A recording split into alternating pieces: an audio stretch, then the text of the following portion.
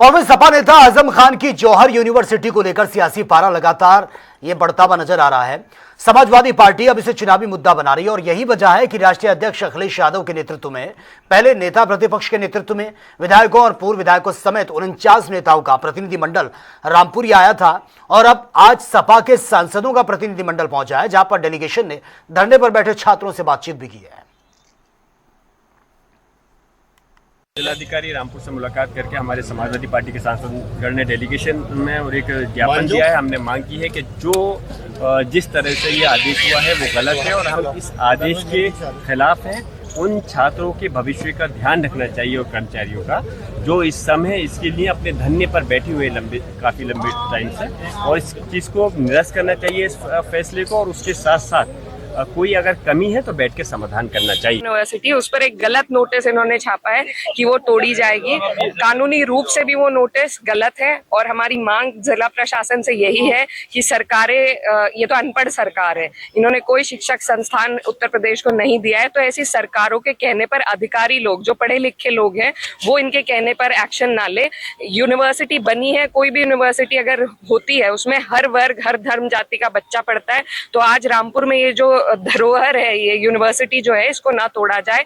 और कागज जहां तक मांगने की बात है, तो जिस गांव की जमीन पर वो बनी हुई है वो पहले रामपुर डेवलपमेंट अथॉरिटी का हिस्सा नहीं था, उससे पहले वो बन चुकी है। आज वो कागज मांगने का कोई औचित्य नहीं बैठता है। मांगने हैं तो संसद भवन, जो पुराना संसद भवन है जो अंग्रेजों ने बनाया था, उसको तोड़ने की हिम्मत तो इस सरकार में नहीं है। लेकिन ये सिर्फ अपनी नफरत की राजनीति, जिसके द्वारा इन्होंने आजम साहब को वैसे भी प्रताड़ित कर रखा है, आज उसी नफरत की राजनीति को शिक्षा के मंदिर तक ले आए, लेकिन हम उसे टूटने नहीं देंगे। ये हमारा वादा भी है और इरादा भी। सभी लोगों की भावना जुड़ी हुई है और ये आजम खान साहब का संघर्ष है, जो उन्होंने इतनी खूबसूरत, इतनी भव्य यूनिवर्सिटी न केवल रामपुर वालों के बल्कि इलाके और देश प्रदेश के लोगों के बच्चों की तालीम के लिए जो ये इदारा बनाया है, पूरी समाजवादी पार्टी और खासतौर से मैं बहुत एक लगाव रखते हैं हम लोग यूनिवर्सिटी से। हम लोग आजम साहब से लगाव रखते हैं, हम लोग एजुकेशन से जुड़े हुए लोग हैं, हम लोग भी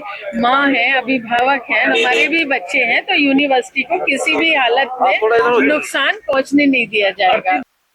समाजवादी पार्टी के वरिष्ठ नेता मोहम्मद आजम खान का ड्रीम प्रोजेक्ट मौलाना मोहम्मद अली जौहर यूनिवर्सिटी पर आरडीए विभाग की जो 38 भवनों पर ध्वस्तीकरण की कार्रवाई है, उसको लेकर के 2 दिन पूर्व एक डेलीगेशन लगभग 45 सदस्यीय, जिसमें विधायक और पूर्व विधायक और जिलाध्यक्ष मौजूद थे, वो आया था और ज्ञापन भी दिया था।